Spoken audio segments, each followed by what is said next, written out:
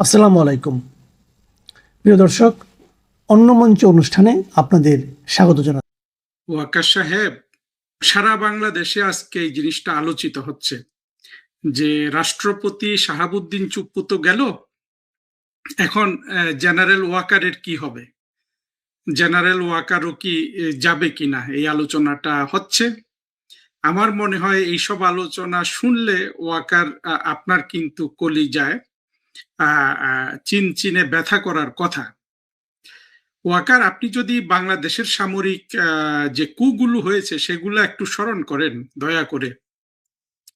আমরা প্রথম কু কি দেখলাম যে 1975 সালের 15ই আগস্ট জাতির পিতা বঙ্গবন্ধুকে সপরিবারে হত্যা করে ফেলল সেনাবাহিনীর একটা অংশ। কিন্তু চিন্তা করেন সেনাবাহিনী প্রধান কি করেছে? সেনাবাহিনী প্রধান বঙ্গবন্ধুকে বাঁচাতে যায়নি বা কোনো ব্যবস্থা নেয়নি, বা নিয়েছে সেগুলো কিন্তু আমরা ঠিক বলতে পারি না। সেনাবাহিনী প্রধান সেই জেনারেল শফিউল্লাহকে আমরা বিশ্বাসও করি না, অবিশ্বাসও করি না। কিন্তু জেনারেল শফিউল্লাহ কিন্তু বঙ্গবন্ধুকে হত্যা করার পর টেলিভিশনে এসে বলেনি যে আমি কিন্তু বাংলাদেশের দায়িত্ব নিলাম, আপনাদের দায়িত্ব নিলাম। খেয়াল রাখবেন জেনারেল সাহেব, কে বলেছে আমি বাংলাদেশের দায়িত্ব নিলাম? সেই ঘাতকরা বলেছিল, তাদের হয়ে খন্দকার মোশতাক বলেছিল, জেনারেল শফিউল্লাহ কিন্তু বলেনি, বা উপপ্রধান জেনারেল জিয়াউর রহমান বলেনি, বিমান বাহিনী প্রধান বলেনি, নৌবাহিনী প্রধান বলেনি। তারপরের কুটা কে করলো? তারপরে আমরা অনেক কু হয়েছে আমরা জানি, সেসব কু এখানে অত বলার আমাদের দরকার আছে কি? যেমন তারপরে অনেকগুলা 7ই নভেম্বরের কু, খালেদ মুশাররফের কু, কর্নেল তাহেরের কু, এবং প্রেসিডেন্ট জিয়াউর রহমানের সময় অসংখ্য কু হয়েছে বলে আমরা জানি, সেগুলো আমার আলোচনার বিষয় না। এরপরে কু করলো কে? জেনারেল মঞ্জুর। জেনারেল মঞ্জুর জিয়াউর রহমানকে খুন করেছে, জেনারেল মঞ্জুরকে খুন করে ফেলা হয়েছে, এসপার ওসপার আরো অনেক মানুষের বিচার হয়েছে, ফাঁসি হয়েছে। দৃশ্যপটে কে আসলেন? বিএনপির সরকার। তারপরে একটা কু হলো, জেনারেল এরশাদ কু করেছেন। জেনারেল এরশাদ কু করেছেন, 9 বছর রাষ্ট্র শাসন করেছেন। রাষ্ট্র শাসন করে উনি সুনাম দুর্নাম সবই কুড়িয়েছেন, সুনামও কুড়িয়েছেন। কিন্তু জেনারেল মঞ্জুরের কু পর জেনারেল মঞ্জুরকে হত্যা করা হয়েছে, কিন্তু জেনারেল মঞ্জুরের সুযোগও পাননি যে রাষ্ট্রের দায়িত্ব নিতে, এবং রাষ্ট্রে কিন্তু আর কোনো বিশৃঙ্খলা হয় নাই। বিএনপি সরকার ক্ষমতা, হ্যাঁ অবশ্যই একটা দুঃখজনক এপিসোড ঘটেছে, বঙ্গবন্ধুকে হত্যার পর এখন জেনারেল জিয়াউর রহমানকে হত্যা করে ফেললো। তারপরে প্রেসিডেন্ট এরশাদ রক্তপাতহীন কু করলেন, উনি জাতির দায়িত্ব নিলেন, দায়িত্ব কিন্তু উনি পালন করেছেন। হ্যাঁ, আপনি বদনাম করতে পারেন যে ভালোভাবে খারাপভাবে, কিন্তু পালন করেছেন। তারপরে যে কে কু করলেন? জেনারেল নুরউদ্দিন। জেনারেল নুরউদ্দিনের কুয়ের পর কি হয়েছিল? জেনারেল ওয়াকার, জেনারেল নুরউদ্দিনের কুয়ের পর হয়েছিল বাংলাদেশে আনুষ্ঠানিকভাবে গণতান্ত্রিক অর্থাৎ নির্বাচনী ব্যবস্থা কায়েম হয়েছিল। সেই নির্বাচনে বাংলাদেশের সকল দল অংশ করেছিল। আপনার মনে আছে জেনারেল সাহেব? আপনি তখন কি ছিলেন? চাকরিতে ঢুকেছেন তো বটেই, ছোটখাটো ক্যাপ্টেন ট্যাপ্টেন থাকতে পারেন আর কি সেই সময়, যতটা আমি হিসাব করে বুঝতে পারি।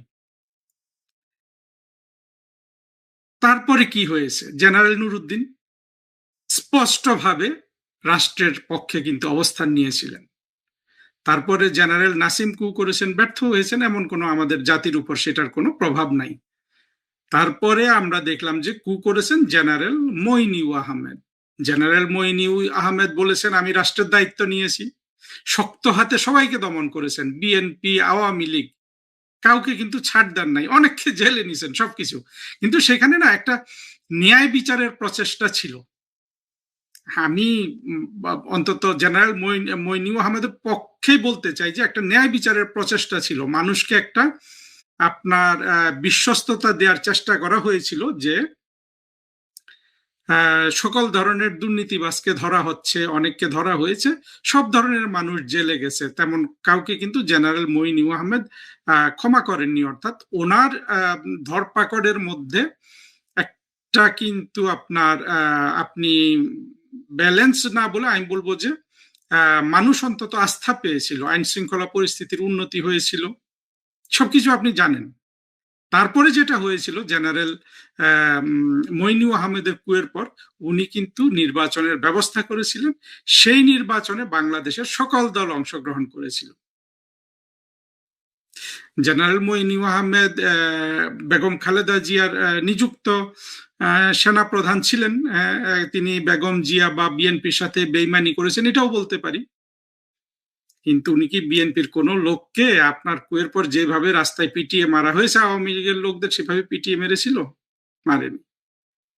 জেনারেল মইনু আহমেদের পর বাংলাদেশ চলছে, তারপরে কুটা করলেন আপনি। আপনি কু করে বলেছেন যে আমি জাতির বা আমাদের সবার আপনি দায়িত্ব নিয়েছেন, বলেছেন না? এখন আপনি দেখুন যে আপনি দায়িত্ব নেওয়ার পর যা যা ঘটেছে, এই যে এতগুলো মানুষের কথা বললাম, জেনারেল শফিউল্লাহ তো আগেই সারেন্ডার করে দিয়েছেন, উনি সেই কুয়ের অংশ নন। তারপরে যেসব ঘাতক বাহিনী ছিল তাদের বিচার হয়েছে, সবার হয়তো বিচার কার্যকর হয় নাই, অর্থাৎ তাদের যে দণ্ড সেটা কার্যকর হয় নাই, কিন্তু বিচার হয়েছে। তারপরে মঞ্জুরের বিচার হয়েছে, বিচার না হলেও মঞ্জুরকে খুন করা হয়েছে। তারপরে এরশাদ সাহেব, উনি তো বেঁচে গেছেন, রাষ্ট্র শাসন করেছেন ভালোভাবে, দক্ষতার সাথে, বদনাম সুনাম দুটোই কুড়িয়েছেন। নুরুদ্দিন সাহেব সুনাম কুড়িয়েছেন। তারপরে মইনু আহমেদ যতই বলুন, তিনি কিন্তু একটা নির্বাচনের ব্যবস্থা করেছেন। হ্যাঁ, বিএনপি বলে ওই নির্বাচন কারচুপি হয়েছে, ষড়যন্ত্র হয়েছে, সবই হয়েছে বলে, কিন্তু মোটা দাগে বিএনপিও কিন্তু ওই নির্বাচনটাকে স্বীকার করে। তারপর আপনি দায়িত্ব নিয়ে যে বললেন যে আমি জাতির দায়িত্ব নিলাম, এভাবে কিন্তু কেউ কিন্তু বলে নাই, ওদের কেউ, ওই জেনারেলদের কেউ কিন্তু এটা বলে নাই যে আমি আপনাদের দায়িত্ব নিলাম, আমার উপর আস্থা রাখুন। ওয়াকার, কিন্তু আপনি কোন পরিস্থিতিতে কি করেছেন? আপনি আপনার নিয়োগকর্তার সাথে সরাসরি আপনি কিন্তু মোনাফেকি করেছেন। একজন মোনাফেক কি বেহেশতে যেতে পারে? ধরলাম যে আপনি ধরে নিয়েছেন যে আপনি বাংলাদেশে ইসলাম কায়েমের জন্য আপনি মোনাফেক কি করেছেন, সেই আলোচনায় যাচ্ছি না, আপনি হয়তো বেহেশতে চলে যাবেন সেই জন্য। কিন্তু আমি আলোচনা করছি যে এই যে আপনি যে বেঁচে থাকবেন যে কয়দিন এখন থেকে, সেই সময়টা আপনার জন্য কি, সেটাই আলোচনা করার জন্য কিন্তু এত কথা বলছি। আপনি দায়িত্ব নেওয়ার পর দেখা গেল যে আপনি আওয়ামী লীগের অনেক নেতাকে বাঁচিয়েছেন। সেটা আপনি যে অত্যন্ত চতুর একজন লোক, এটা বোঝা গেছে যে আপনি এটা বাঁচিয়ে আপনি ভবিষ্যতে দেখাবেন যে আপনি অনেককে বাঁচিয়েছেন, তারাও অনেকে আপনাকে বাঁচাতে আসবে, কিন্তু বাঁচাতে কি পারবে? আপনার নিয়োগকর্তার সাথে যে আপনি বিশ্বাসঘাতকতা করেছেন, শেখ হাসিনার সাথে তার কোনো এই ধরনের হাতে গড়া অফিসার আপনার মতো বিশ্বাসঘাতকতা করতে পারতো? কোনোদিন রাতে আপনাকে একটু জিজ্ঞেস করেন তো, কোনোদিন বৃষ্টির সময় কিংবা কোনোদিন আকাশে বাজ পড়লে নিজেকে একটু জিজ্ঞেস করবেন যে আপনি শেখ হাসিনার সাথে, আপনি এবং নাজমুল মিলে, নাজমুল তো ফরেন মিনিস্ট্রিতে অ্যাম্বাসেডর ছিল, আমি ডিজি ছিলাম, আমার অধীনে চাকরি করেছে বলা যায়, কারণ আমি যে ডেস্কে কাজ করতাম সারা পৃথিবীতে যত অ্যাম্বাসেডর সবগুলোই এক ধরনের ওইখানে যোগাযোগ করতো। নাজমুল আমাকে দিনে 2বারও ফোন করেছে, আমি উত্তর দিয়েছি, তাকে গাইড করেছি। সেই নাজমুল নাকি বড় জঙ্গি হিসাবে আবির্ভূত হয়েছে শেখ হাসিনার বিরুদ্ধে। ওয়াকার, একবার নিজেকে জিজ্ঞেস করবেন, আকাশে বাজ পড়লে জিজ্ঞেস করবেন, হ্যাঁ, রাতে যদি আপনি বিদ্যুৎ চমক দেখেন জিজ্ঞেস করবেন, বন্যাতে জিজ্ঞেস করবেন, খরাতে নিজেকে জিজ্ঞেস করবেন, গাড়ির টায়ার ফাটলে, হ্যাঁ, তখন আপনি নিজেকে জিজ্ঞেস করবেন যে আপনি যে বেইমানিটা শেখ হাসিনার সাথে করেছেন, এইটা কি শেখ হাসিনার সাথে আর কেউ করতো? এইভাবে সরাসরি আপনি আর নাজমুল মিলে যে বেইমানিটা করেছেন, বিমান বাহিনীর প্রধানের কথা আমরা কিন্তু অতটা জানি না, ভবিষ্যতে হয়তো জানা যাবে। এখন সবাই বলা বলি করছে যে নাজমুল আর আপনি মিলে কিন্তু বেইমানিটা করেছেন। ওয়াকার, কয়জন মানুষ শেখ হাসিনার অধীনে যারা চাকরি করেছে তারা এই কাজটা করতে পারতো? আইজিপি পেরেছে? পারে তো নাই, কেউ তো পারে নাই, আপনি কিন্তু পেরেছেন। আপনি পেরে আপনি জাতির দায়িত্ব নিয়েও কিন্তু আপনি বাঁচতে পারতেন। আপনার জন্য আপনি যদি ঠিক মইনু আহমেদ যে কাজটা করেছে সেটা যদি করতেন, আওয়ামী লীগের অনেক লোককে জেলে দিতেন, কিন্তু কাউকে রাস্তায় মারতে দিতেন না, কাউকে সাধারণ মানুষের উপর অত্যাচার, আওয়ামী লীগের সাধারণ কর্মীদের উপর অত্যাচার হতে দিতেন না। জেলে দেওয়ার পর আপনি মইনু আহমদ যে পর্যায়ে নির্বাচন করেছে, কিংবা জেনারেল নুরুদ্দিনের কুয়ের পরে বিচারপতি শাহাবুদ্দিন অস্থায়ী রাষ্ট্রপতি হয়ে যেভাবে নির্বাচন করেছে, আপনি যদি সেইভাবে একটা নির্বাচনের ব্যবস্থা করতেন, সেই নির্বাচনে যদি একেবারে ফেয়ারলি বিএনপি, আওয়ামী লীগ সব দল অংশগ্রহণ করতে পারত, আপনি কিন্তু ইতিহাসে বেঁচে যেতেন এবং অনেক সুনামও কুড়াতে পারতেন, যেহেতু জঙ্গি উত্থানে অনেক সাধারণ মানুষকে আপনারা সম্পৃক্ত করতে পেরেছিলেন। আপনি সেটা করেছেন জেনারেল ওয়াকার? আপনি সেটা কিন্তু করেন নাই। আপনি এরপরে একটা জিনিস কি খেয়াল করেছেন জেনারেল ওয়াকার, যেই দিন থেকে আপনি কু করে ফেললেন, সেই দিন থেকে কিন্তু আপনি আর সেনাপতি নাই। আমি জানি আপনার আপনার বিভিন্ন চামচারা বলছে যে একজনকে বলতে দেখলাম যে আপনি জেনারেল ইন কি ওয়ার টাইম জেনারেল। আপনি আসলে সেদিন থেকে আপনি কিন্তু একজন জেনারেল, একজন সেনাবাহিনী প্রধান থেকে আপনি কিন্তু একটা চাকরে পরিণত হয়েছেন। হ্যাঁ, আপনি অনেক ক্ষমতাধর ছিলেন ইউনূসের আমলে, কিন্তু সত্য কথা হলো আপনি কিন্তু রাতারাতি জেনারেল থেকে চাকরে পরিণত হয়েছেন। আপনি যেসব আত্মঘাতী জঙ্গিরা এই এই উত্থান ঘটিয়েছে আপনার কুয়ের সুযোগ নিয়ে, তারা আপনাকে চাকর বানিয়েছে। আপনি তারা রাস্তাঘাটে বলেছে আপনি তাদের চাকর। যেসব সাইবার সন্ত্রাসী এই উত্থান ঘটিয়েছে আপনার কুয়ের সুযোগ নিয়ে, সেই পিনাকি, ইলিয়াস, সেই সব সাইবার সন্ত্রাসীরা বলেছে যে আপনি চাকর, আপনি নিরেট চাকর। যে জাহেদ সাহেব এখন আমাদের প্রধানমন্ত্রী তারেক রহমানের তথ্য উপদেষ্টা এবং আরো বিভিন্ন বিষয়ক উপদেষ্টা, জাহেদ সাহেব বলেছে আপনি আপনি চাকর, আপনি সেই ইন্টারিম গভর্নমেন্টের চাকর। তারপরে আপনার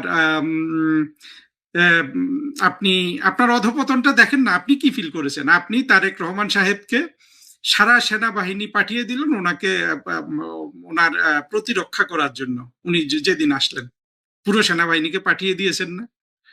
কিন্তু আপনি কি সেনাবাহিনী প্রধান হিসাবে কতটা ক্ষমতা, আপনি শেখ হাসিনার সময় সেনাবাহিনী প্রধান হিসাবে যেভাবে আপনাকে নির্ভার জেনারেল, সেনাপ্রধান, এই বোধটা আপনি করতে পারতেন, অনুভব করতে পারতেন। তারেক রহমানের জন্য পুরো সেনাবাহিনী রাস্তায় পাঠিয়ে দিয়ে সেই কি ওই যে ওই ওই রাস্তাটাতে, হ্যাঁ, বসুন্ধরার ওই রাস্তায় আপনি 300 ফিটে পুরো পুরো সেনাবাহিনী পাঠিয়ে দিয়ে কি আপনি সেই সেই সম্মান বোধ করেছেন, না আপনি চাকর বোধ করেছেন যে আপনি এখন একটা চাকরে পরিণত হয়েছেন? আপনি এমন একটা কাজ করেছেন যার ফলে কিন্তু আপনি চাকর হয়ে গেছেন, এবং আমি নিশ্চিত সেদিন কিন্তু আপনি নিজেকে জেনারেল, সেনাবাহিনী প্রধান বোধ করেন নাই, আপনি নিজেকে চাকর বোধ করেছেন। আপনি যেদিন স্ত্রী বেগম খালেদা জিয়ার সাথে দেখা করতে গেছেন, আমি চোখ বন্ধ করে বলে দিতে পারি আপনি কিন্তু তখন নিজেকে চাকর মনে করেছেন। মানে আপনার অনুভবটা বলছি, আমি মানুষ কি ভাবলো সেটা না, আপনার অনুভব ছিল সেদিন আপনি একটা চাকর হয়ে গেছেন। রাতারাতি আপনি শেখ হাসিনার সাথে বেইমানি করে আপনি কিন্তু চাকর হয়ে গেলেন। আপনার বোধে একটা চাকর ছিল, এতে কোনো সন্দেহ কারো করার কিন্তু অবকাশ নাই জেনারেল ওয়াকার। তারপরে আপনার সময় যে রাস্তায় মানুষ পিটিয়ে মারা হয়েছে, আপনি জানেন দীপু দাস নামে একটা হিন্দু ছেলেকে, হ্যাঁ, মেরে আবার পুড়িয়েও দেওয়া হয়েছে। আপনার সময়ে বাংলাদেশের ইতিহাসে সবচেয়ে বেশি মানবাধিকার লঙ্ঘন হয়েছে জেনারেল ওয়াকার, সবচেয়ে বেশি। আপনি এটা দেখাতে পারবেন না। হ্যাঁ, 75 সালে হয়েছে সেটাও অনেক বড় মানবাধিকার লঙ্ঘন, কিন্তু এত দীর্ঘদিন ধরে তো সেটা চলে নাই। তারপরে অনেক মানবাধিকার লঙ্ঘন বাংলাদেশে হয়েছে, 21শে আগস্টে হয়েছে, এগুলো তো সব আওয়ামী লীগ, অ্যান্টি আওয়ামী লীগ করেছে। আর আপনি কিন্তু আওয়ামী লীগের উপরই মানবাধিকার লঙ্ঘন করলেন। আপনি গোপালগঞ্জে কয়জনকে খুন করেছেন? 4 জনকে করেছেন না? আপনাকে খুব পাওয়ারফুল মনে হচ্ছিল সেদিন, তাই না? আপনি অনেক পাওয়ারফুল জেনারেল। গোপালগঞ্জে 4 জন খুন করে আপনি ইউনূসের ফেভারিট হইতে চাইলেন, তারেক রহমানের ফেভারিট হইতে চাইলেন, চেয়েছেন না? তারপরে দেখেন জেনারেল ওয়াকার, শেখ হাসিনার সময়ে যাকে আপনি ফেলে দিলেন, যেই মনিবের, হ্যাঁ, যেই হাত থেকে আপনি ভাত খেয়েছেন, হ্যাঁ, সেই হাতে কিন্তু আপনি পায়খানা করে দিয়েছেন। কত নিম্নমানের ইতর আপনি! সেই হাতে আপনি পায়খানা করেছেন, প্রস্রাব করেছেন, তাই না ওয়াকার? কিন্তু এটা করে যদি আপনি নিজেকে ওয়াকার জেনারেল ভাবতে পারতেন, আপনার যদি সেই সেই সেই বোধ, মানে আপনি অনুভব করতেন যে না এবার আমি জেনারেল হলাম, আমি সেনাবাহিনী, সেটাও পারেন। আপনি তো পরবর্তীতে আপনি চাকর বোধ করতে শুরু করেছেন নিজেকে, জঙ্গিদের চাকর, ইউনূসের চাকর, হ্যাঁ, এমনকি ডাস্টবিন শফিক তারও চাকর বোধ করেছেন আপনি, করেন নাই? এখন তারেক রহমানের চাকর, এখন হুম। আর আপনি কি করেছেন? আপনি শেখ হাসিনার যে অর্থনৈতিক উন্নয়ন 7%, 6%, 6.8% যে গড় জিডিপি, সেটাকে কি হয়েছে জানেন? এই যে গত যে 2025-26 অর্থ বছরের শেষ কোয়ার্টারে, অর্থাৎ লাস্ট 4 মাসে, মার্চ, এপ্রিল, মে, জুন, কত বাংলাদেশের জিডিপি প্রবৃদ্ধি? 2.2%। 2.2% মানে কি?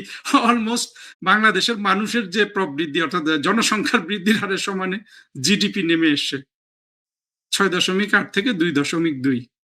এর জন্য কে দায় নিবে? ইউনুস নিবে না, কারণ ইউনুসকে তো আমরা সন্ত্রাসী হিসাবেই চিনি, বিশ্ববাটপার হিসাবে চিনি। ইউনুস এসে ডাকাতি করতে ডাকাতি করে চলে গেছে, ইউনুস এসে ধ্বংস করতে ধ্বংস করে চলে গেছে। আপনি তো রাষ্ট্রের একটা পথ ধরে রেখেছেন ওয়াকার। ইউনুস আসতে পেরেছে কারণ আপনি কু করেছেন, ইউনুস লুটপাট করেছে কারণ, করতে পেরেছে কারণ আপনি কু করেছেন, জঙ্গি সন্ত্রাসীরা বাংলাদেশ দখল করতে পেরেছে কারণ আপনি কু করেছিলেন। আপনার কুয়ের অপরাধ কি আপনি হিসাব করেন জেনারেল ওয়াকার? আমি শুনেছি আপনি সূরা ইয়াসিন পড়ে রাতে ঘুমাতে যান, কিন্তু এগুলা কি আপনি ভাবেন? যে দেশ, যে দেশটার অর্থনৈতিক প্রবৃদ্ধি 6.8% ছিল, হ্যাঁ, কোভিডের পরেও 7-8%, 8% পর্যন্ত হয়ে গিয়েছিল, সেই দেশের আজকে জিডিপি প্রবৃদ্ধি 2.2%। সেই দেশে কত মানুষ মারা গেছে আপনার কুয়ের পরে, কত মানুষকে রাস্তায় পিটিয়ে মারা হয়েছে, কত মানুষকে ঘর বাড়ি ছাড়া করা হয়েছে, মুক্তিযুদ্ধের যে স্মৃতিচিহ্ন ধ্বংস করা হয়েছে। এগুলোর জন্য কে দায়ী থাকবে ওয়াকার? কে কে দায়ী থাকবে? ইউনুস দায় নিবে? ইউনুস তো চুরি করে চলেই গেছে, ধ্বংস টংস করে, আবার হয়তো রাষ্ট্রপতি হিসেবে ফিরে আসবে শুনছি। আসুক না আসুক, ইউনুস তো দায়ও নিবে না। ইউনুসের জন্য কিন্তু বড় বড় আব্বারা বসে আছে বিদেশে, তাকে আপনাকে দিবে? যেই ডোনাল্ড লুর, হ্যাঁ, ডোনাল্ড লুর ধমক খেয়ে আপনি কু করেছেন, ডোনাল্ড লু আপনাকে পাত্তা দিবে? এখন দিবে? আপনাকে এখন চাকর মনে হচ্ছে না নিজেকে? এখন যে সারা বাংলাদেশের মানুষ ভাবছে যে, হ্যাঁ, চুপ্পু গেছে, এখন ওয়াকার কখন যায়, তখন আপনার নিজেকে চাকর মনে হচ্ছে না? কোনো সম্মানিত মানুষ বোধ করছেন আপনি নিজে? করতে পারছেন আপনি নিজেকে যে আপনি একজন সম্মানিত মানুষ? এখন নিজেকে চাকর মনে হচ্ছে না? এখন দেখেন, আপনি দাড়ি রেখেছেন, দাড়ি রেখলে একটা মানুষকে কিন্তু সৌম্য, কান্তি, হ্যাঁ, সুন্দর মনে হয়, যে না, একটা পবিত্র আছে। আপনাকে খুব কুৎসিত লাগে, অত্যন্ত কুৎসিত, জঘন্য লাগে দাড়িতে। আপনি একটা অপরাধীর, দেখেন, একজন অপরাধী যখন অপরাধ করে, দাড়ি রাখুক আর হজ করুক, তার কিন্তু তাকে কুৎসিত মনে হবেই মানুষের চোখে। আপনাকে কিন্তু সবারই কুৎসিত লাগে। এমন নয় যে আপনি যাদেরকে চাকর হয়েছেন, সেই এনসিপি বলুন, ইউনুস বলুন, তারেক রহমান সাহেব বলুন, বা বিএনপি, সবার চোখে আপনি কুৎসিত। আপনার দাড়ি, শ্বশ্রুমণ্ডিত চেহারা, হুম, সৌম্যকান্ত, সৌম্য মানে সুন্দর হওয়ার পরিবর্তে কুৎসিত হয়ে যায়, অত্যন্ত জঘন্য লাগে আপনাকে ওয়াকার। এখন তো সবাই ভাবছে আপনাকে ফেলে দিবে। আমি জানি না আপনাকে তারেক রহমান ফেলবে কি ফেলবে না, কিন্তু এই পৃথিবীতে আপনি পতিত হয়ে গেছেন। আপনার অপরাধগুলো চিন্তা করেন। আপনি সেই জেনারেল শফিউল্লাহ থেকে, যাদের আমলেও রাষ্ট্র বড় ধরনের আপনার সমস্যায় পড়েছিল বা একটা ক্রান্তি লগ্ন পার করেছে, সব জেনারেলদের সাথে আপনি নিজেকে তুলনা করবেন। তাদের মধ্যে বঙ্গবন্ধুর হত্যাকারীরা ফাঁসিগ্রস্ত হয়ে গেছে, জিয়াউর রহমানের হত্যাকারীকে মেরে ফেলা হয়েছে, এবং আরো হত্যাকারীদেরও কিন্তু ফাঁসি টাসি হয়েছে, এবং সর্বশেষ একজনকে ধরা হয়েছে। আর অন্যান্যরা তো রক্তপাতহীন কু করেছেন। আপনার কুয়ো রক্তপাতহীন, কিন্তু আপনার কুয়ের পরে যে অবিচার হয়েছে, যে যে জাহান্নাম বাংলাদেশ পরিণত হয়েছে, বাংলাদেশে অর্থকরী যেভাবে কেটে, হ্যাঁ, আপনার ওই শেখ হাসিনার সময়ের 100 টাকা আজকে বাংলাদেশের কিন্তু 40 টাকা। প্রতি 100 টাকায় যে 60 টাকা অবনমন হয়েছে, কতগুলা টাকা কমে গেছে। এই অপরাধটা কিন্তু জেনারেল আপনার ঘাড়ে, আপনার নাজমুলের বিমান বাহিনী প্রধানের ঘাড়ে, কিন্তু আসলে তাদের ঘাড়েও না, মূলত আপনার ঘাড়ে। বাংলাদেশে সবাই জানে যে সেনাবাহিনী প্রধান ঠিক থাকলে বাকিরা অটোমেটিক ঠিক থাকে। আপনার ঘাড়ে কত অপরাধ জমা হয়েছে, অর্থনৈতিক, সামাজিক, মুক্তিযুদ্ধকে ধ্বংস। অবশ্য মুক্তিযুদ্ধ নিয়ে আপনার কিছু এসে যায় না, আপনি ভাবছেন যে আমি তো এটা চাই না, আমি তো চাই যে এগুলা না থাকুক। কিন্তু অনেক মানুষ তো চায়, 8-10 কোটি মানুষ তো চায় যে ওগুলা থাকুক। তাদের চোখে আপনি ওই অপরাধে অপরাধী হয়েছেন না? এখন সবাই ভাবছে যে আপনাকে যে কোনো মুহূর্তে ফেলে দেওয়া হতে পারে। আপনার মাত্র শুরু হলো। এই যে আপনি আজকে থেকে যতদিন বেঁচে থাকবেন, বা এই যে 2024-এর 5 আগস্ট থেকে যতদিন বেঁচে থাকবেন, আপনি কিন্তু ওই সময়টা একজন চির জাহান্নামী মানুষ যেই বোধ করে সেই বোধের মধ্য দিয়ে আপনাকে যেতে হবে। হয়তো আপনার এই বোধটা এখনো আসছে নাই, কারণ চাকরিটা আপনার এখনো আছে। আপনাকে লেফট রাইট আপনার অর্ডারলি, তারপরে হ্যাঁ, যারা আপনার রাস্তাঘাটে দাঁড়িয়ে থাকে তারা স্যালুট করে এখনো, কারণ আপনি তো সেনাবাহিনী প্রধান। যেদিন যাবেন সেদিন তো আর স্যালুট করবে না, আপনাকে ওই বিষণ্ণতায় পাবে। তাকে না পাইতে পারে, আপনি যদি শয়তানের চরম শয়তান হয়ে যান, অনেক সময় এগুলা পায় না, কিন্তু সার্বিকভাবে সেটা তো আপনার মানসিক বৈকল্য। আল্লাহ কিয়ামতের দিন কাউকে চিরজাহান্নামীর ঘোষণা দিলে তার যে বোধটা হয়, জেনারেল ওয়াকার আপনি যে কয়দিন বেঁচে থাকবেন এই বোধ নিয়ে আপনাকে কিন্তু বেঁচে থাকবে। এইখান থেকে মুক্তির আপনার কোনো উপায় নাই, কিন্তু তবু আছে। আপনি যে কয়দিন ক্ষমতায় আছেন সেই কয়দিন যদি আপনি সব দলের অংশগ্রহণে নির্বাচন বা কিছু একটা করতে পারেন, আমি জানি না ওটা বাস্তবতা ভিত্তিক কিনা, কিন্তু সেটা করার বোধে আপনার আর সুযোগ নাই। আপনি চুপ্পু চলে গেছে, আপনি যাবেন কবে আমি জানি না, কিন্তু এই যে চির জাহান্নামীর যে বোধ, এইটা আপনাকে তাড়না করবে। বাংলাদেশের কোন জেনারেল জীবিত অবস্থায় এই শাস্তি পায় নাই। মঞ্জুরের হয়তো পাইতো, মঞ্জুরকে তো মেরে ফেলা হয়েছে, আর কারো কিন্তু এই শাস্তিটা হয় নাই। জেনারেল মইনি আহমেদ উনি দেশে আছেন বা থাকতে পারেন না সেটা আমি জানি, কিন্তু উনি তো এতটুকু সন্তুষ্টি আছে যে উনি দেশপ্রেমিক মানুষ, উনি কিন্তু নির্বাচনের ব্যবস্থা করেছিলেন একজন জেনারেলের সর্বোচ্চ যেটা করা সম্ভব। আপনিও একটা নির্বাচনের ব্যবস্থা করেছেন, সেখানে বাংলাদেশের 50% মানুষকে আপনি অংশগ্রহণ করতে দেন নাই। আপনি চিন্তা করেন তো, জেনারেল মইন আহমেদ কি ইলেকশন করেছে, আপনি কি ইলেকশন করেছেন? আপনি কি আপনার মাতা পিতার সন্তান? আপনার কাছে কি কোনো বিবেক কাজ করে ওয়াকার? শুধু জঙ্গি বোধ নিয়ে আপনি যদি ভাবেন মরে গেলে আপনি বেহেশতে চলে যাবেন 72-এর কাছে, করতে পারেন।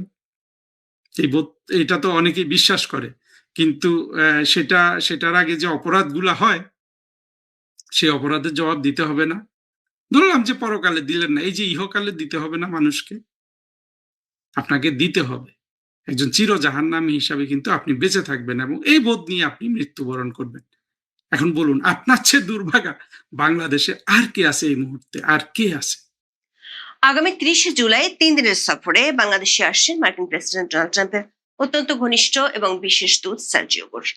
পরিবর্তিত রাজনৈতিক ও আঞ্চলিক পরিস্থিতিতে ট্রাম্পের খুব ঘনিষ্ঠ সার্জিও গোর ঠিক কি বার্তা দিতে বাংলাদেশে আসছেন তা নিয়ে কূটনৈতিক ও রাজনৈতিক মহলে চলছে নানা ধরনের আলোচনা। বিশেষ করে গত 22 জুলাই ফিলিপাইনের ম্যানিলায় আসিয়ান আঞ্চলিক ফোরামে পররাষ্ট্রমন্ত্রী পর্যায়ের বৈঠকের ফাঁকে বাংলাদেশের পররাষ্ট্রমন্ত্রী ডক্টর খলিলুর রহমানের সঙ্গে মার্কিন পররাষ্ট্রমন্ত্রী মার্কো রুবিওর বৈঠক হয়েছিল।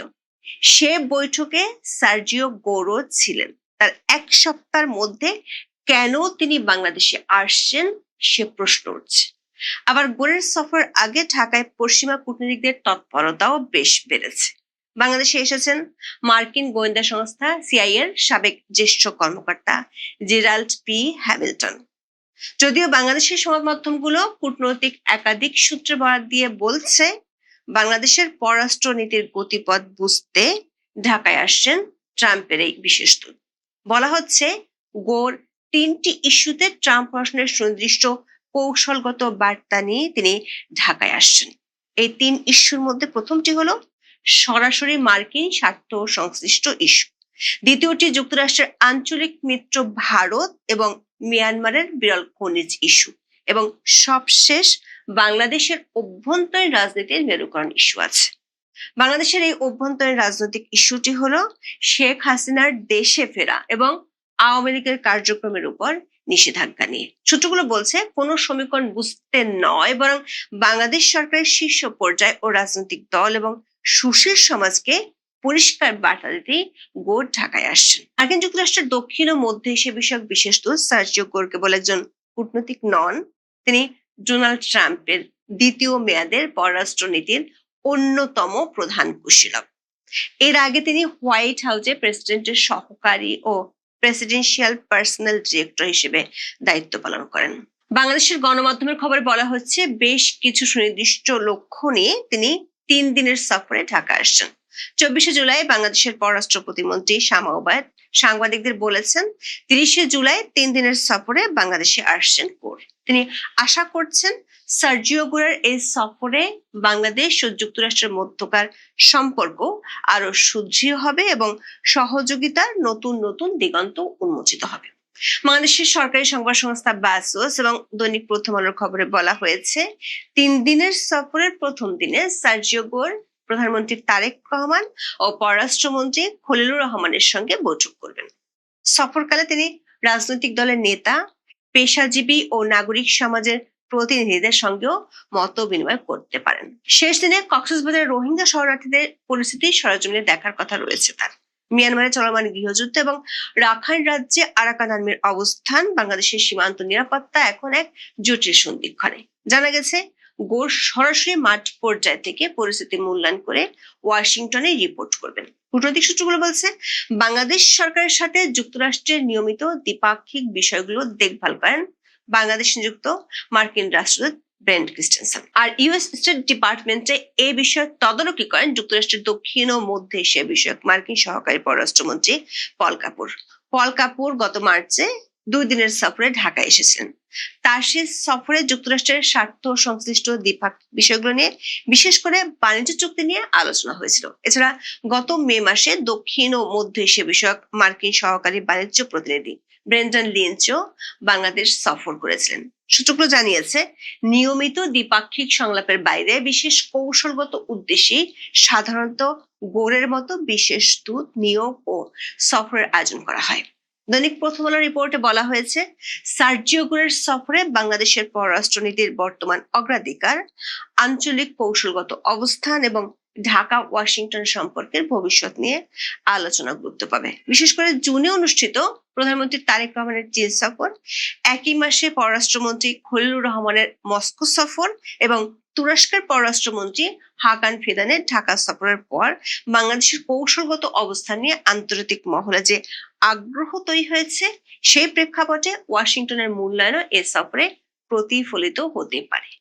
প্রথম আলো রিপোর্টটিতে বলা হয়েছে গোরের এই সফরের উপর ভিত্তি করে প্রেসিডেন্ট ট্রাম্পের মেয়াদকালে আগামী 2 বছরে বাংলাদেশ নিয়ে যুক্তরাষ্ট্রের পররাষ্ট্রনীতির দিক নির্দেশনা পুনর্নির্ধারিত হতে পারে। এমন প্রেক্ষাপটে সার্জিও গোরের ঢাকা সফরের বিশেষ গুরুত্ব রয়েছে। কূটনৈতিক সূত্রগুলো বলছে সার্জিও গোরের এই সফরে মার্কিন স্বার্থ সংশ্লিষ্ট বড় বিষয়টি হলো চীন ও মিয়ানমার সংশ্লিষ্ট। চীনের সাথে বাংলাদেশের বর্তমান বিএনপি সরকারের সম্পর্ক নিয়ে যুক্তরাষ্ট্রের অস্বস্তি আছে। বিগত অন্তর্বর্তী সরকার আমল থেকে চীনের সাথে বিশেষ সখ্যতা নিয়ে এরই মধ্যে বাংলাদেশে নিযুক্ত মার্কিন রাষ্ট্রদূত ব্রেন্ট ক্রিস্টেনসন বেশ কয়েকবার প্রকাশ্যে কথা বলেছেন। সবশেষ প্রধানমন্ত্রী তারেক রহমান চীন সফরে গেলে দেশটির প্রেসিডেন্ট শি জিনপিং চীন, মিয়ানমার ও বাংলাদেশের মধ্যে অর্থনৈতিক করিডোরের প্রস্তাব দেন। বিগত অন্তর্বর্তী সরকার আমলে জাতিসংঘ বাংলাদেশের কাছে মিয়ানমারের জন্য মানবিক করিডোরের প্রস্তাব দিয়েছিল এবং সেই প্রস্তাবে যুক্তরাষ্ট্রের বিশেষ সমর্থন ছিল। কিন্তু দেশব্যাপী ব্যাপক সমালোচনার মুখে পড়ায় বাংলাদেশ সরকার তখন সে করিডোর দেওয়ার সিদ্ধান্ত থেকে কিছুটা পিছু হটে।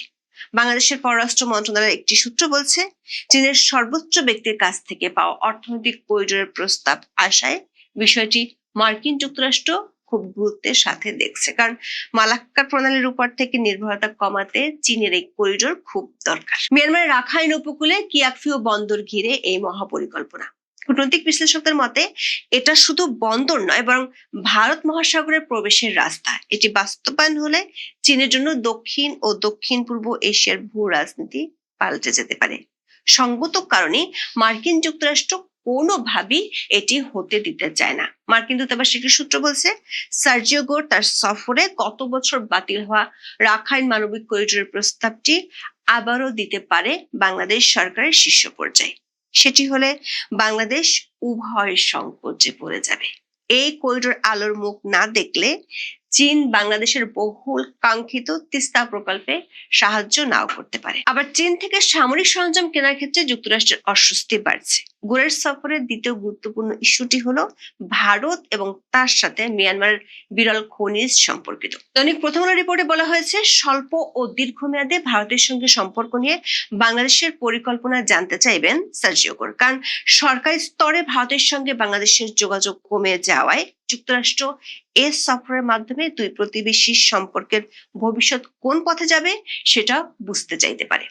কূটনৈতিক সূত্রগুলো বলছে, বাংলাদেশে নিযুক্ত ভারতের হাই কমিশনার দীনেশ ত্রিবেদী দায়িত্ব নিয়েছেন গত 25 জন, কিন্তু 1 মাসেরও বেশি সময় পার হলেও তিনি এখনো পর্যন্ত আনুষ্ঠানিকভাবে বাংলাদেশ সরকারের শীর্ষ পর্যায়ে কারোর সাথে কোনো বৈঠক করেননি।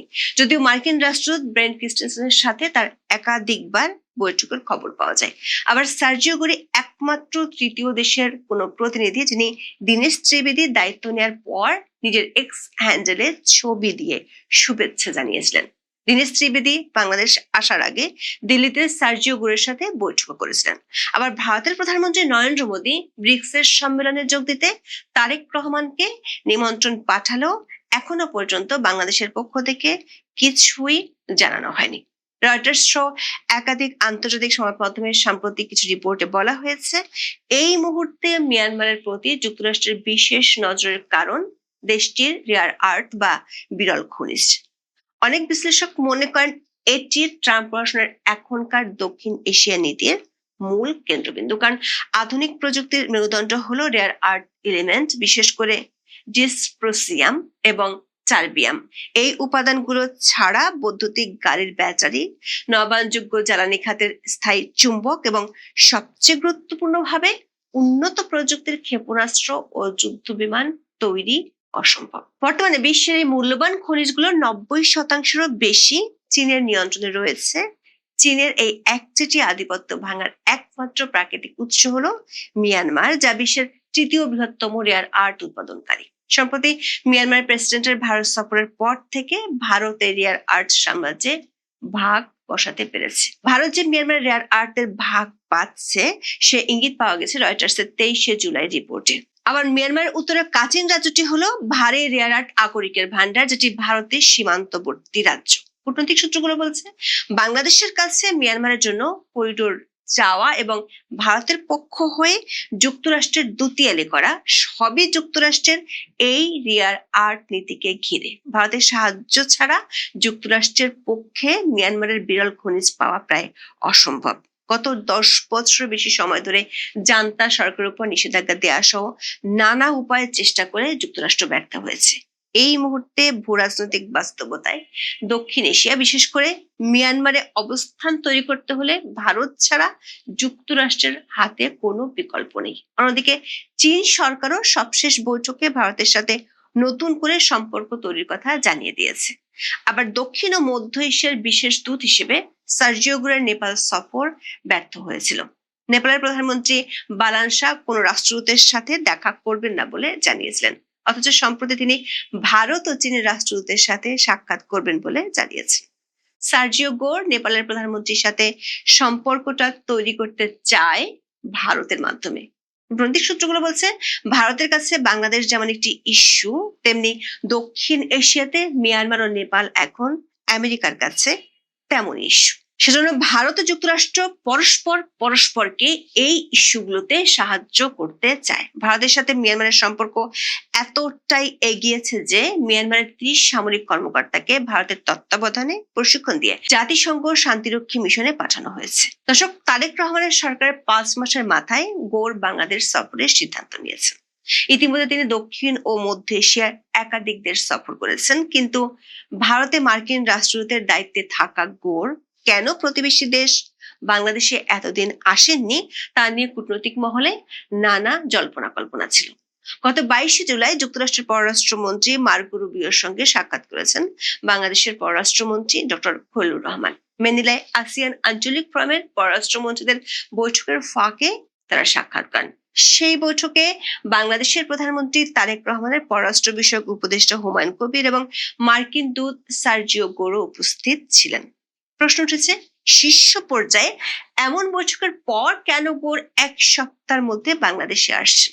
ধারণা করা হচ্ছে সরাসরি শীর্ষ পর্যায়ে এবং রাজনৈতিক দলগুলোর উদ্দেশ্যে কিছু বার্তা দেওয়ার জন্যই তিনি আসছেন।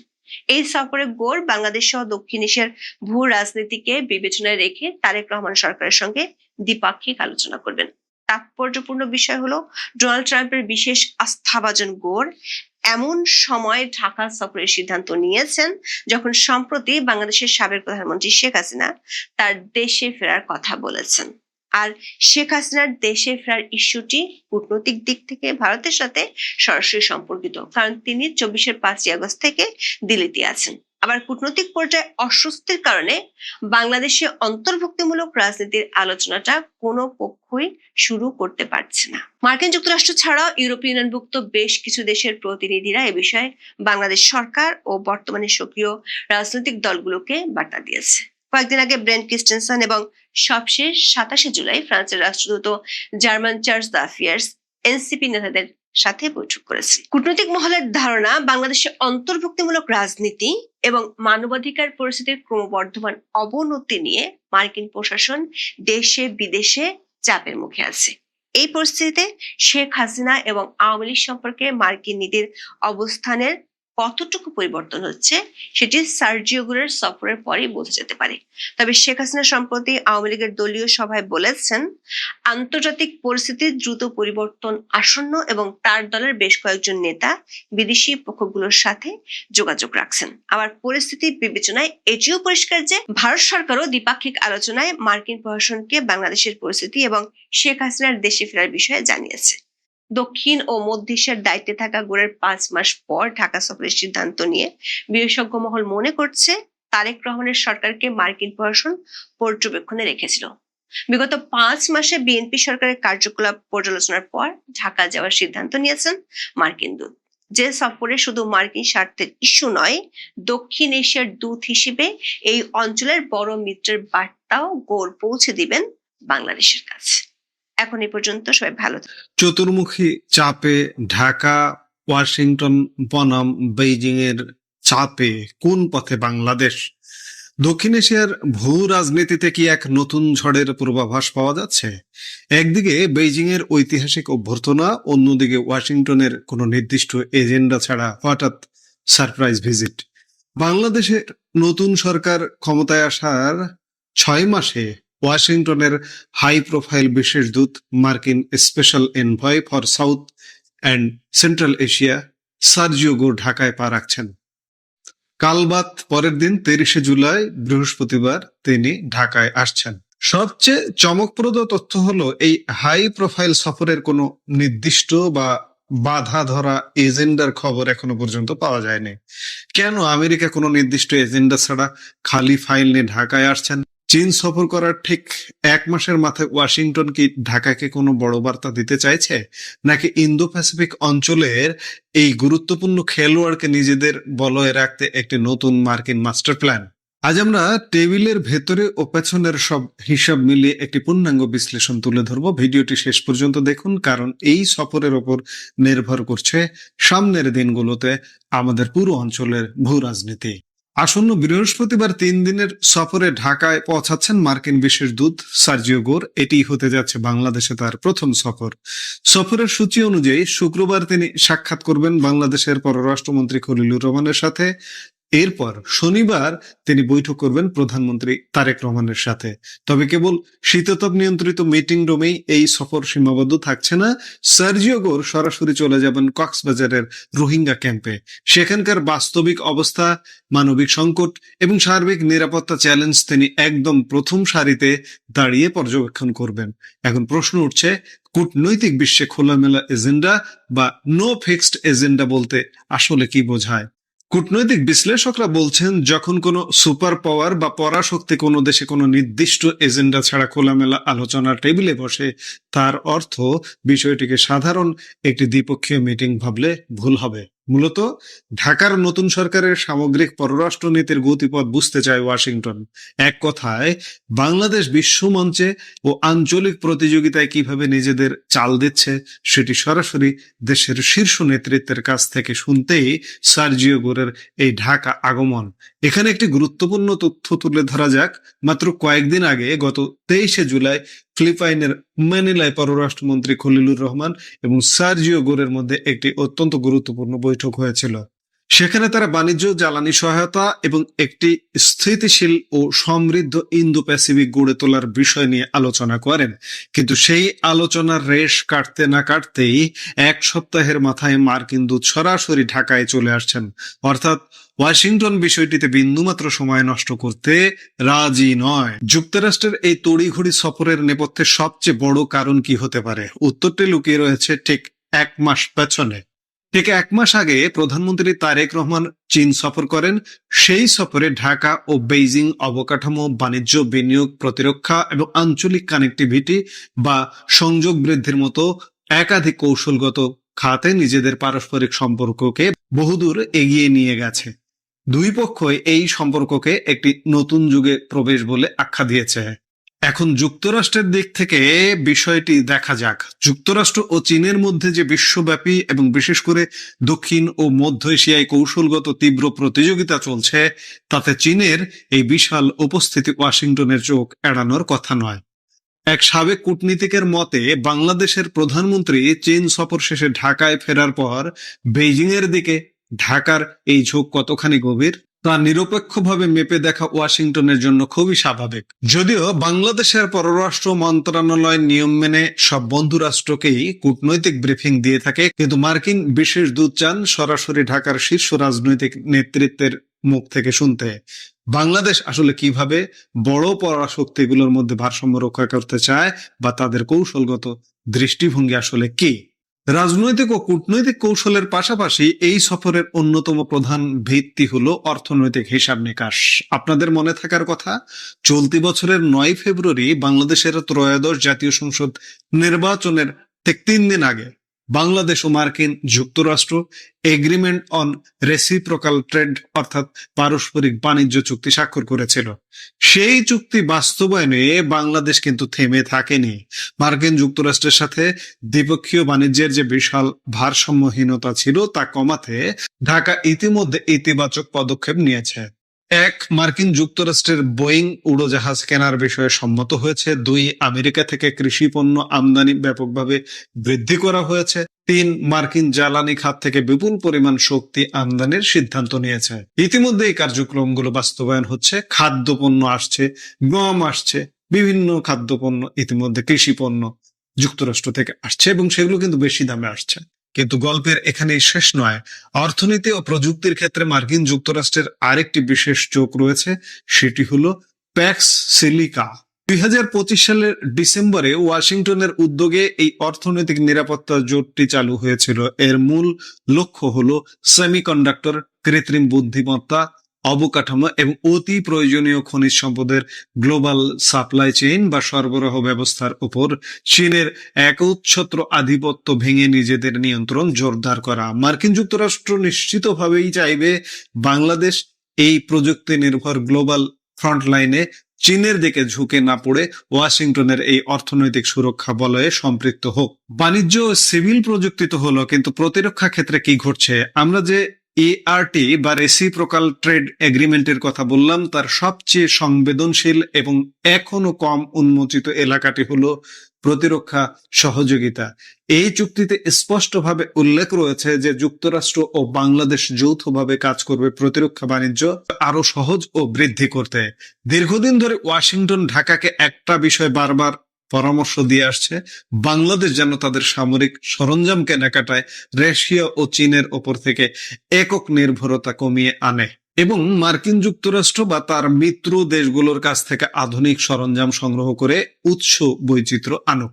সার্জিও গোরের পোর্টফোলিও লক্ষ্য করলে দেখবেন তিনি কিন্তু কেবল বাংলাদেশের এনভয় নন, তিনি দক্ষিণ ও মধ্য এশিয়ার দায়িত্বপ্রাপ্ত। এই পুরো অঞ্চলটি এখন চীন যুক্তরাষ্ট্র প্রতিদ্বন্দ্বিতার কেন্দ্রবিন্দু। তাই মার্কিন প্রতিনিধি দল এই সফরের মধ্য দিয়ে দেখতে চাইছে যে বাংলাদেশ অন্যান্য বৈশ্বিক ও আঞ্চলিক শক্তির সাথে সম্পর্ক বিস্তার করার পাশাপাশি নিজেদের ঘোষিত ভারসাম্যপূর্ণ ও স্বাধীন পররাষ্ট্রনীতি কতটা দক্ষতার সাথে বজায় রাখতে পারছে। সম্মানিত দর্শক, পরিশেষে এটি খুব স্পষ্ট যে সার্জিও গোরের এই 3 দিনের বাংলাদেশ সফর কোনো রুটিন মাফিক বা প্রথাগত সফর নয়। রাজনৈতিক বিশ্লেষক ও আন্তর্জাতিক বিশেষজ্ঞদের মতে এই খোলা এজেন্ডার আলোচনার টেবিলেই নির্ধারিত হবে যে ক্রমপরিবর্তনশীল বৈশ্বিক পরিস্থিতিতে বাংলাদেশ ও আমেরিকা কিভাবে নিজেদের স্বার্থের মেলবন্ধন ঘটাবে এবং কোথায় কোথায় মতপার্থক্যগুলো কাটিয়ে উঠে কূটনৈতিকভাবে এগিয়ে যাবে। বাংলাদেশকে এই বৈশ্বিক পরাশক্তিগুলোর তীব্র প্রতিযোগিতার মাঝে তার নিজস্ব স্বাধীন ও ভারসাম্যপূর্ণ নীতি সফলভাবে টিকিয়ে রাখতে পারবে? আমেরিকা কি পারবে ঢাকাকে নিজেদের প্রতিরক্ষা ও প্রযুক্তি বলয়ে ভেড়াতে? এখন সেটি দেখার বিষয়। আমরা নিশ্চয়ই দেখব। এই মুহূর্তের ভিডিও থেকে বিদায় নিতে চাই। সম্মানিত দর্শক, অবস্থা দৃষ্টি মনে হচ্ছে মার্কিন সরকার বেঁকে বসেছে। বর্তমান সরকারের সঙ্গে আমেরিকার যে সম্পর্ক, তার যে একটা ধারাবাহিকতা, যেটা ইনু জমানা থেকে শুরু হয়েছিল, সেই ধারাবাহিকতাটা এখন বজায় নেই। আমরা যেটা বাইরে থেকে অনুমান করেছি বা যেটা আমরা বোঝার চেষ্টা করেছি বা যেটি জনগণ সবাই মনে করেন যে আমেরিকার একটা গ্রিন সিগন্যালের কারণেই ডক্টর মোহাম্মদ ইউনূস তড়িঘড়ি করে একটি নির্বাচন দিয়েছে। আমেরিকার গ্রিন সিগন্যালের কারণে এবং ভারতের গ্রিন সিগন্যালের কারণে রাতারাতি একেবারে ভিনি ভিনি ভিসির মতো জনাব তারেক রহমান সাহেব বাংলাদেশে এলেন, মায়ের জানাজা পড়ালেন, নির্বাচিত হলেন, প্রধানমন্ত্রীর উপর শপথ গ্রহণ করে ক্ষমতার মসনদে বসলেন। এটা যে যাই বলুক না কেন, বিএনপি লোক বলতে পারে আমাদের প্রবল জনপ্রিয়তা, জনগণ আমাদেরকে ভোট দিয়েছে, আমরা বাংলাদেশের বৃহত্তম দল, আমরা এই শেখ হাসিনাকে তাড়িয়েছি, শেখ হাসিনার ফ্যাসিজম বা ফ্যাসিবাদকে তাড়ানোর জন্য আমরা এটা করেছি, ওটা করেছি, ইত্যাদি ইত্যাদি। কিন্তু বাস্তবতা হলো বাংলাদেশে যে সমস্ত নেতারা ছিলেন, একজন সিঙ্গেল মানুষকে আমি সাহসী দেখিনি।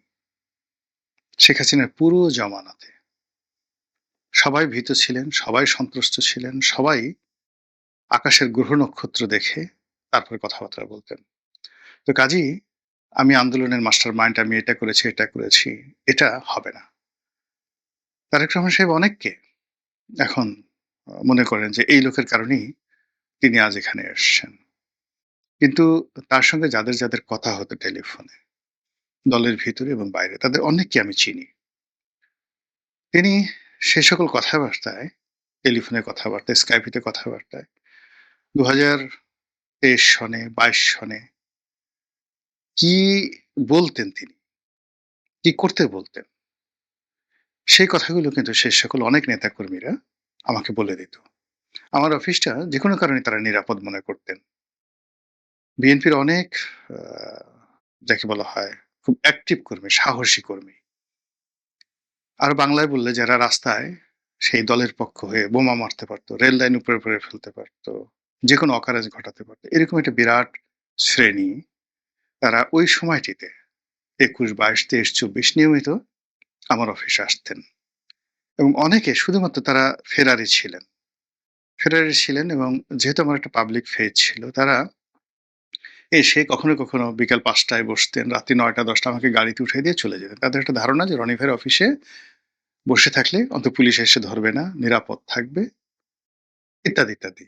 বাট তখন কথা প্রসঙ্গে তারা নেতার সঙ্গে কি কথা হয়েছে, রাজনীতি কি, ইত্যাদি ইত্যাদি, এই কথাগুলো তারা খোলামেলা বলতেন, যেগুলো আমি এখন ইউটিউবে সবগুলো বলতে পারবো না বা বলা উচিত হবে না। কিন্তু বাস্তবতা হলো নেতা ওখান থেকে যে সকল হুকুমই দিতেন, এই হুকুমগুলো তারা পালন করতেন না।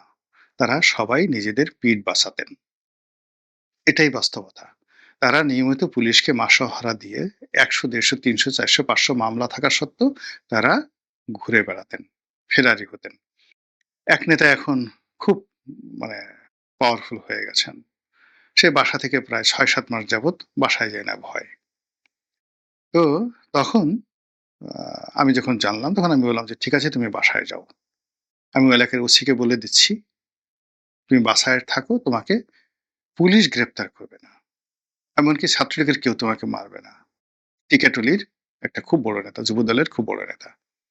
এই আমি তাকে বাসায় উঠিয়ে দিলাম। সে এরপর থেকে বাসায় থেকে রাজনীতি করতো এবং নিয়মিত এসে প্রায় প্রতিদিনই আমার অফিসে ঘন্টার পর ঘন্টা বসে থাকতো। কিন্তু ওই যে বললাম না যে ৫ই আগস্টের পরে এরা সবাই পাখা গজিয়ে গেছে। এদের সঙ্গে যে আসলে সম্পর্ক ছিল গত ৫-৭ বছর যাবৎ, তারা যে পুরোটা সময় এভাবে আসতো, এটা দেখে মনেই হয় না তাদেরকে দেখলে। তো যাই হোক, যে সমস্ত লোক দেখা গেল যে দেখা করতে আসতে চাইতেন আমার সাথে, আমি কখনো এদের সাথে কথা বলাটাই আমার রুচিতে বাধত। কিন্তু তারা মানে দেখা গেল যে সেই মির্জা ফখরুল সাহেবের মতো মানুষ, তারেক রহমান সাহেবের নির্দেশে এই সমস্ত লোকদের পিছে, পিছে ঘুরত। এখন তারা অনেক বড় অবস্থায় চলে আসছে। কিন্তু এই সমস্ত লোক আসলে রাজপথে কিছুই করেনি। নাথিং। শুধুমাত্র গপ ছেড়েছে, টাকা নিয়েছে আর বড়, বড় কথাবার্তা বলেছে। মূল যে ঘটনাগুলো ঘটেছে 99% এখানে ঘটনাটা ঘটেছে শেখ হাসিনার বিরুদ্ধে জনরোষ। সাধারণ মানুষের জনরোষ বারুদের মতো টগবগ, টগবগ করে ফুটছিল। এই জনরোষের সঙ্গে, সঙ্গে আল্লাহর গজব নাজিল হয়ে গেছে। এই গতকাল রাতেও আওয়ামী লীগের খুব বড় কয়েকজন নেতা তারা আফসোস করে বলছিলেন যে, "ভাই আমাদের দোষ আমাদের। আমরা সীমা অতিক্রম করেছিলাম। আমরা আল্লাহকে ভুলে গিয়েছিলাম। বাস্তবতাকে ভুলে গিয়েছিলাম। ফলে আমাদের উপর আল্লাহর গজব নাজিল হয়েছে। ফলে ওই যে যাই বলুক না কেন ফিরে আসবে, অমুক আসবে, অমুক আসবে। সেই নেতাদের কথা যে এই গজব আল্লাহ না উঠিয়ে নেওয়া পর্যন্ত পৃথিবীর কোনো শক্তি নাই আমাদেরকে রাজনীতিতে পুনর্বাসিত করবে।" এটা অভ্যন্তরীণ কথা। আওয়ামী লীগের অনেক বড় নেতা, ত্যাগী নেতাদের কথা বড়, বড় পোর্টফোলিওতে আছে। তো এই যে জনরোষ তার সঙ্গে আল্লাহর গজবের সঙ্গে বিদেশি সেটা বলেন, বলেন, সিআইএ বলেন, মোসাদ বলেন, তাদেরকে ঘোলা পানিতে মাছ শিকার, আইএসআই বলেন মাছ শিকার এবং ওই সময়টিতে all on a sudden within 15 days একটা গণঅভ্যুত্থানের সময় রেডিমেড যেভাবে ভারতে কংগ্রেস পার্টির নেতারা সামনে চলে আসছে, ঠিক এই সময়টাতে সমন্বয়করা, নাহিদ আসিফরা সামনে চলে আসছে। বিএনপি শেষ সময়টা পর্যন্ত দ্বিধাগ্রস্ত ছিলেন। তারেক রহমান সাহেব একেবারে শেষ মুহূর্তে এদেরকে সমর্থন দিয়েছেন। বিএনপি চিন্তা করেছে যে এরা আন্দোলন করছে, আন্দোলন যদি সমর্থন দেই তাহলে আন্দোলনের যাতে বলা হয় ভার্জিনিটি নষ্ট হবে। এই ছেলেগুলো আরো নির্যাতনের শিকার হবে। এজন্য দেয়নি। জামাতের একই অবস্থা। জামাত আরো গুপ্ত অবস্থায় ছিল। ফলে এখন যারা বড়, বড় কথা বলছেন সেই বড়, বড় কথা আসলে তারা মুখ আছে, গাল আছে বলছেন। কিন্তু আমাদের সামনে টেবিলে 1 to 1 বলতে পারবেন না কেউ। No one. জামাতের কেউ বলতে পারবেন না, বিএনপির কেউ বলতে পারবেন না। আমি যদি জিজ্ঞাসা করি, অমুক, অমুক তারিখে আপনি কোথায় ছিলেন? কি করেছেন? বড় কথা বলার মতো এই দুটো দলে কেউ নেই। এখন যেহেতু তারা ক্ষমতায় আসছে, মাইক আছে, মাইকে বড়, বড় কথা বলছে। কিন্তু ইন জেনারেল সবাই পলাতক ছিলেন। তো এই যে আমেরিকা যেটা বলছিলাম যে শেষ মুহূর্তে যখন সবাই খেলছিল তখন আমেরিকাও খেলছে। আমেরিকা যে শেখ হাসিনার বিরুদ্ধে কিছু করতে পারছে নট লাইক দ্যাট। আমেরিকার জো বাইডেনকে শেখ হাসিনা পাত্তা দিতেন না। পাত্তাই দিতেন না। হিলারি ক্লিনটন, আল গোর, তারপর শেষে অন্যান্য যারা পররাষ্ট্রমন্ত্রী ছিলেন, কাউকে তিনি পাত্তা দিতেন না। বাংলাদেশে যে সকল রাষ্ট্রদূত ছিলেন, ডোনাল্ড লু, মু মানে এগুলোরে উনি জাস্ট একটা পশমের মতো মনে করতেন না। তিনি যেভাবে আ বেশ কয়েকবার সেই পিটার ডি হাসকে রীতিমতো বোধহয় চড় থাপ্পড় মারা বাকি রাখছেন। মারছেন কিনা তাও বলা যায় না। তাকে যে কয়বার ধাওয়া দেওয়া হয়েছে, যে কয়বার তার গাড়িতে ঢিল মারা হয়েছে, এইটা আমেরিকা মানে একটা বেসিক্যালি তো এই দেখেন না ইরানের সাথে, বেসিক্যালি একটা ভীতু মানে একটা ভীতুর দল এরা। এমনি খুব হাঙ্গি-পাঙ্গি দেখাবে যখন ক্ষমতা থাকে। এটা করব, ওটা করব। কিন্তু আপনি যদি আস্তে মাইক টাইসনের মতো এটা মেরে দেন, সঙ্গে, সঙ্গে আপনাকে ভয় পেয়ে যাবে। সেইভাবে বাংলাদেশে যত রাষ্ট্রদূত আসছেন, সেই ড্যান ডাবলু মজিনা থেকে শুরু করে সবাইকে তো দেখেছি, ঘনিষ্ঠভাবে দেখেছি। শেখ হাসিনাকে জমের মতো ভয় পেতেন। ডোনাল্ড লুমও এই যে শেখ হাসিনা মানে বাংলাদেশের যত সব আবর্জনা মাকড়া সাংবাদিক আছেন, তারপরে আ যে সমস্ত লোকজন এনজিওর যারা লোকজন আছে তাদেরকে কেউ চেনে না। এদের সাথে সারাদিনকে খাতির করতেন। আর শেখ হাসিনা ছাত্রলীগ দিয়ে এদেরকে ধাওয়া দিতেন। আর ধাওয়া খেয়ে তারা পররাষ্ট্র মন্ত্রণালয়ে আশ্রয় নিত এবং শেষ পর্যন্ত তারা জীবন সংখ্যা এমন অবস্থা হয়ে গেল যে শেখ হাসিনা বললেন যে, "তোদেরকে আর আমি পুলিশও দেব না। একা ঘোর।" পরে বিভিন্নভাবে দয়া-ঠয়া করে বললেন যে, "ঠিক আছে আনসার দেব বা টাকা দিতে হবে। $200 $300 করে একটা বেতন নির্ধারণ করে দিলেন এবং সেইটা মেনে পিটার ডি হাসকে নিতে হলো। ফলে সেই পিটার ডি হাস হঠাৎ করে যদি বলেন যে, "আমরা একেবারে মায়ের ডাক দিয়ে এটা করে এইভাবে করে ফেলেছি, নট লাইক দ্যাট।" মানে ঘটনা ঘটে গেছে। শেষ মুহূর্তে গিয়ে মঞ্চে দাঁড়াইছে সাহসী মানুষ। তো ওই সময়টাতে যদি গিয়ে ধরেন মঞ্চে আমি দাঁড়াতাম, যে সময়টাতে আসিফ নজরুল বা রেজওয়ানা হাসান ওনারা যে সময়টাতে ডিবি অফিসে গেছেন বা ওনারা যে সময়তে শাহবাগ থানাতে গেছেন, সেই সময়তে আমি গোলাম মোল্লা রনি যদি শাহবাগ থানাতে যেতাম, এটা মোর ইফেক্টিভ হতো। তখন আল্টিমেটলি পতন সূচিত হয়ে গেছে। কিন্তু আমার কাছে ওই হঠাৎ করে মানে বীর হওয়ার বা হিরো হওয়ার আমার কোনো ইচ্ছা ছিল না। এখনো নেই। সুযোগ সুযোগ নিতে হবে কেন?